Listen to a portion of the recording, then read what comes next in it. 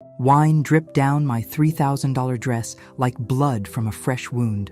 Vanessa smirked as she set the empty glass on the table, her voice cutting through the stunned silence. "Now you look as cheap as you really are."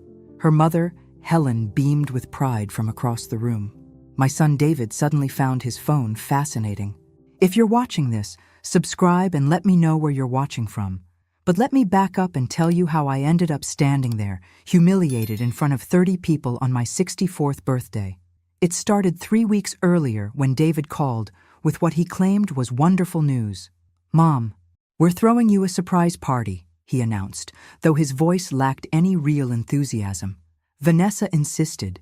"She's been planning it for weeks." Vanessa insisted. That should have been my first red flag. In 8 years of marriage to my son, my daughter-in-law had never insisted on anything that benefited me. But I was still naive enough to believe she might have grown a heart. The party was at their house. My house, actually. The one I'd signed over to them 3 years ago when Robert died. "To help with the mortgage," David had said. "Just temporarily, until we get back on our feet." That temporary arrangement had become surprisingly permanent. I arrived fashionably late, wearing the navy silk dress I'd bought for the occasion. $3,000 seemed excessive, but Robert had left me comfortable, and I wanted to look elegant for what I thought would be a celebration of family. The first hour went smoothly enough.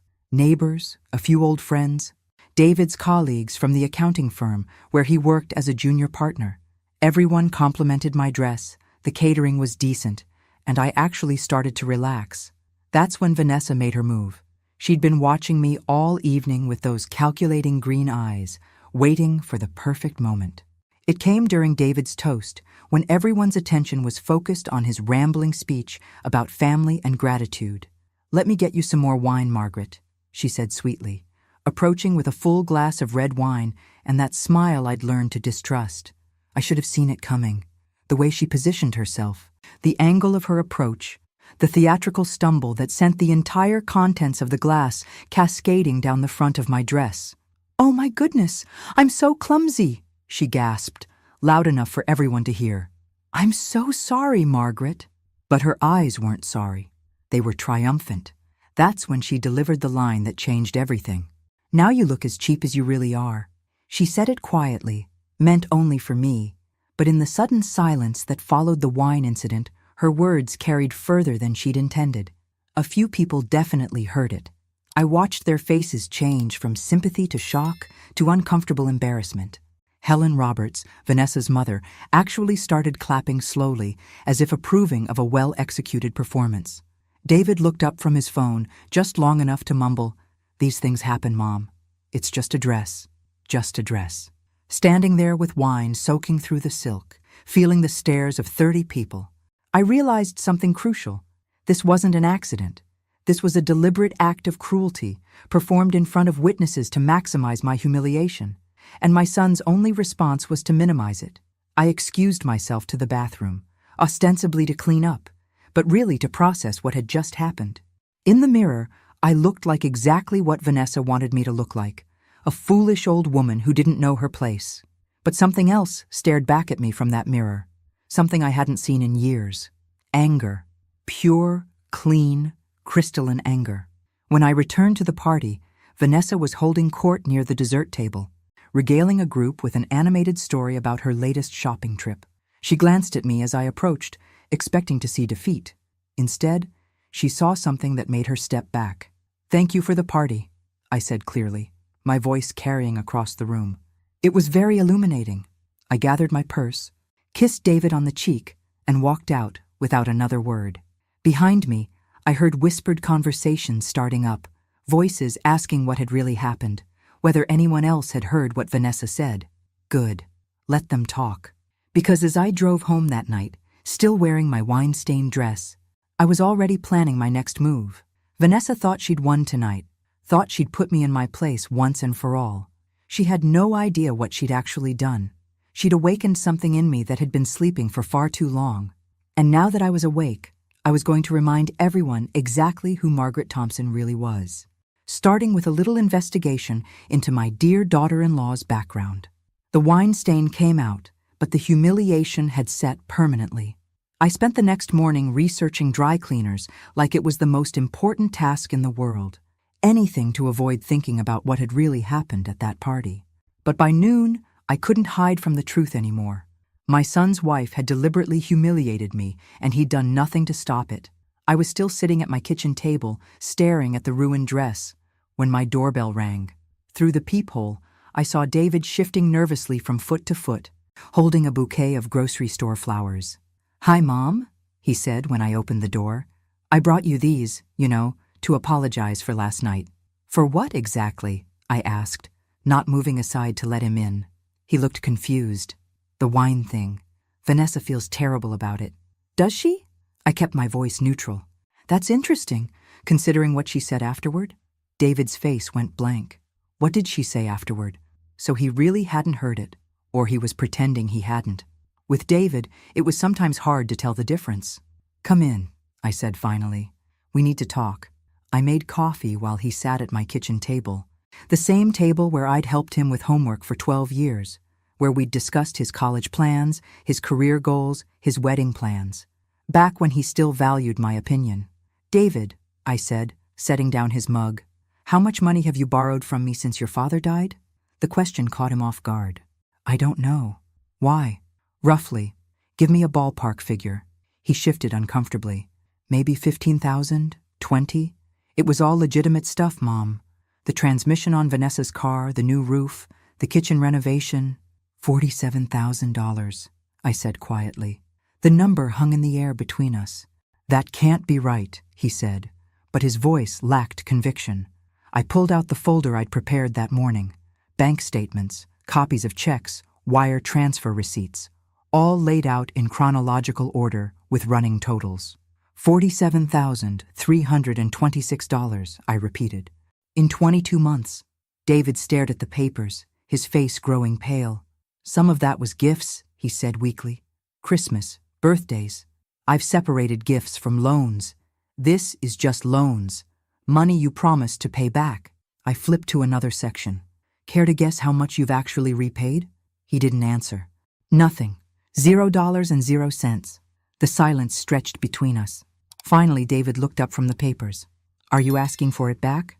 Such a simple question, such a loaded answer.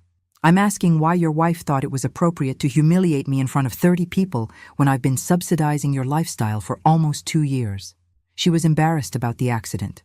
Sometimes she says things she doesn't mean when she's flustered." I almost laughed. "David, she told me I looked as cheap as I really am.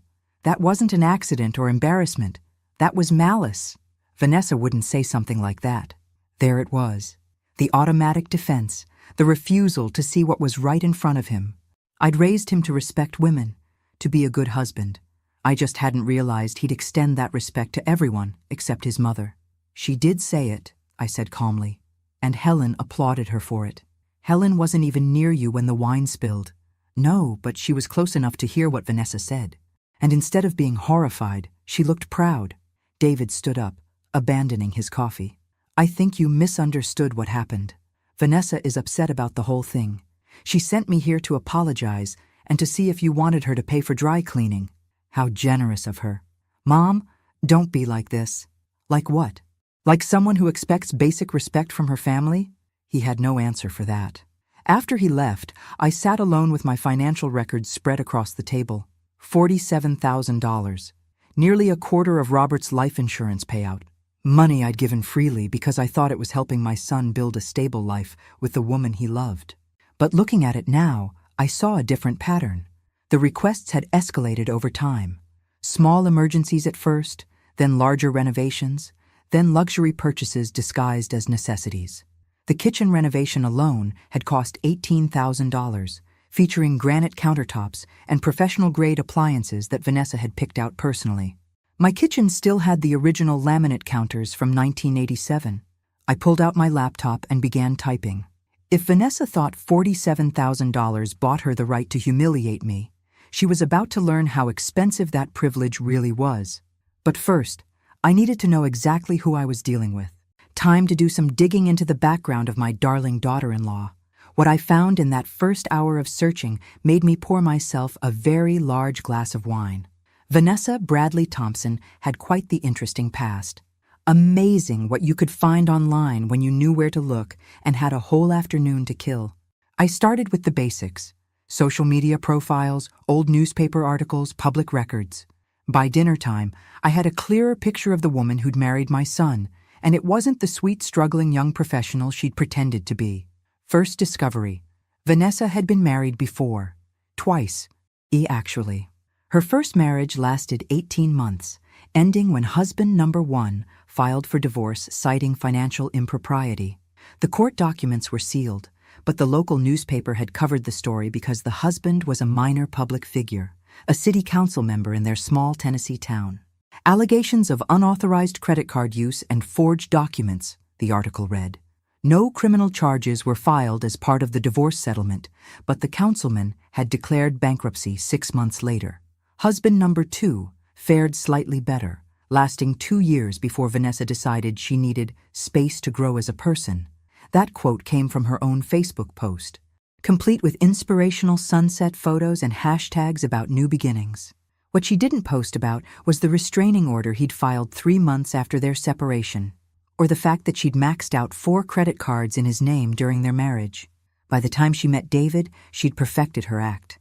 Single professional woman, marketing coordinator for a small firm, just looking for someone stable and kind. She'd targeted him beautifully, I had to admit. A recent widower, financially comfortable, emotionally vulnerable, with a mother who would welcome any woman who made her son happy. I'd been so grateful when David started dating again after losing his first wife, Sarah, to cancer. So relieved when he seemed genuinely happy with Vanessa. So thrilled when he announced their engagement after just 6 months. Looking back, I should have wondered why someone as charming and attractive as Vanessa was still single at 32. Why she had so few close friends, why her family rarely visited, why she seemed so eager to become part of our tight little unit. Now I knew. She wasn't joining our family. She was replacing it with herself. The doorbell interrupted my research. Through the window, I saw a silver Honda in my driveway. Vanessa's car. I considered not answering, but curiosity won. What could she possibly want? She stood on my porch, wearing a perfectly contrite expression and carrying a pink bakery box. Her blonde hair was pulled back in a neat ponytail, and she dressed down in jeans and a simple sweater. The picture of casual sincerity. "Margaret, I'm so glad you're home," she said, offering the box. "I brought your favorite cookies from that bakery downtown. The chocolate chip ones? They weren't my favorites. I'd mentioned once that I liked them, probably 2 years ago, but she'd remembered, which was more attention than David usually paid to my preferences. "Thank you," I said, accepting the box but not inviting her in. "I wanted to apologize properly for last night," she continued. "I was mortified by the accident, and I'm afraid I said some thoughtless things in my embarrassment. David told me you were upset, and I just felt terrible about it. Thoughtless things, not malicious things. Thoughtless." "What exactly do you remember saying?" I asked. Her eyes flickered slightly. "Honestly, I was so flustered I can barely remember. Something about the dress, maybe? I know I felt awful seeing you all stained like that." Interesting. She was going to pretend she didn't remember the exact words, which meant she knew exactly how bad they'd sounded. "I remember quite clearly," I said mildly. "You said I looked as cheap as I really am." Her face crumpled with what looked like genuine distress. "Oh, Margaret, no. I would never say something so cruel. You must have misheard me in all the confusion." Did I misheard your mother clapping? That stopped her cold. For just a moment, the mask slipped, and I saw calculation in her green eyes. "Mom gets excited at parties," she said finally. "She probably didn't even realize what was happening." I shifted the bakery box to my other hand. "Well, thank you for the cookies and the apology. Actually," she said quickly, "I was hoping we could chat for a few minutes, clear the air properly. I'd hate for one awkward moment to damage our relationship. Our relationship. As if we'd ever had one that wasn't built on my usefulness to her marriage." "I'm pretty tired today," I said. "Maybe another time." "Of course." She stepped back, still smiling. "I just want you to know how much David and I appreciate everything you do for us. You're such a generous mother-in-law. Not everyone is so blessed." There it was. The reminder of my financial contributions dressed up as gratitude. the subtle message that my place in their lives depended on my continued generosity. After she left, I opened the bakery box. Inside were a dozen expensive-looking cookies and a handwritten note. For the sweetest mother-in-law in the world. Thank you for everything. Love, Vanessa. I had to give her credit for thoroughness. But as I threw the note away, I was already planning my next move. If Vanessa wanted to play games about memory and misunderstandings, I was happy to oblige. Tomorrow, I was going to have a conversation with Helen Roberts. Time to find out exactly what kind of apple had produced this particular tree. Helen Roberts lived in a pristine subdivision where every lawn was edged to perfection and every mailbox matched the house trim. The kind of neighborhood that screamed upper-middle-class respectability while hiding all sorts of interesting secrets behind closed doors. Her house was a colonial revival with white columns and black shutters, exactly the sort of place you'd expect to find the mother of someone like Vanessa. Everything about it whispered good family values and proper upbringing.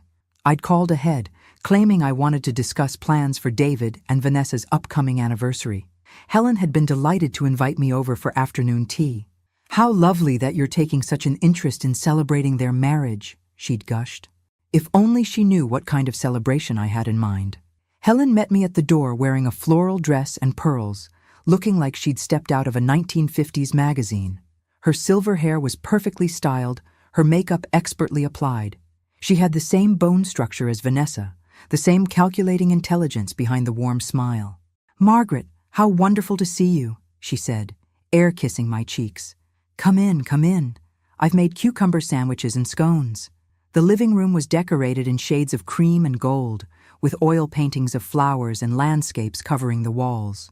Everything was expensive but tasteful, the home of someone who understood quality, but not necessarily authenticity. "I was so sorry to hear about the little accident at your party," Helen said, as she poured tea from a delicate china service. "Vanessa was quite upset about it." "Was she?" I accepted the cup, noting it was bone china. Expensive bone china. She seemed to handle it well at the time. "Oh, you know how she is. Always trying to make the best of awkward situations." "She gets that from me, I'm afraid. We Roberts women believe in keeping a smile on our faces no matter what." The Roberts women. Interesting phrasing. "She's certainly good at maintaining composure," I agreed, even when saying things she might later regret. Helen's hand paused slightly as she reached for a cucumber sandwich. "I beg your pardon?" "At the party, after the wine spilled. I thought I heard her make a comment about my appearance, but perhaps I misunderstood." "Oh, I'm sure you did. Vanessa would never say anything unkind. She thinks the world of you." The lie came so easily I almost admired it. This was where Vanessa had learned her craft. "I'm sure you're right," I said, sipping my tea. "It's just that a few other guests mentioned hearing something, and I wanted to clear up any misunderstanding." Helen's smile became more fixed. "Well, people do love to gossip, don't they? Especially when they've had a bit too much to drink." "True. Though I noticed you seemed quite pleased with something during the incident. You were actually applauding." This time her hand did stop, suspended halfway to her mouth with a tiny sandwich. "I was applauding David's speech, of course. Such a lovely tribute to you." "Was that before or after the wine spilled?" I'm not sure I remember the exact sequence of events. It all happened so quickly." "Liar, but a skilled one." I could see where Vanessa had learned to deflect and redirect. "Helen," I said, setting down my cup with deliberate care, "how well do you know your daughter's first two husbands?" The color drained from her face so quickly, I thought she might faint. "Her what?" "First two husbands, James Bradley from Tennessee and Marcus Chen from Ohio. Surely she mentioned them." Helen's mouth opened and closed like a fish gasping for air. "I think there's been some misunderstanding." "Has there?" "Because the public records are quite clear. 2 previous marriages, both ending rather badly. Financial irregularities in both cases. I found it fascinating reading." "I don't know what you think you've discovered," Helen said, her voice shaky now. "But Vanessa's past relationships are none of your business." "You're absolutely right. They wouldn't be my business at all. Except for the fact that she's now married to my son and has borrowed nearly $50,000 from me in the past 2 years. Helen went completely still. 50,000? $47,326 to be precise. for various emergencies and home improvements. None of which David mentioned to you, I'm guessing. They said they were financially stable. They are, because I've been subsidizing them. I pulled out a folder from my purse. Would you like to see the receipts? Helen stared at the folder like it contained a venomous snake. What do you want? Margaret? Finally. The mask was off, and we could have an honest conversation. I want to understand exactly who my daughter-in-law really is, and I want to understand what role you've played in creating her. Vanessa is a loving wife who's made some mistakes in her past. She's learned from them. Has she? Because from where I'm sitting, it looks like she's simply gotten better at choosing her targets. Helen stood up abruptly, her composure finally cracking completely. I think you should leave. Of course. I gathered my purse and folder. Thank you for the tea. It was very enlightening. As I reached the door, Helen called after me. Margaret, whatever you think you know about Vanessa, she makes David happy. Isn't that what matters? I turned back to look at her. She was standing in her perfect living room, surrounded by her perfect things, looking suddenly old and fragile. Helen, I said gently, I raised David to be happy, but I also raised him to be honest, decent, and respectful. Your daughter is systematically destroying all three of those qualities. So no, his happiness isn't all that matters anymore. I left her standing there, probably already reaching for her phone to call Vanessa. Good. Let them scramble to figure out their next move, because I was just getting started. The call came at 6 a.m. sharp. David's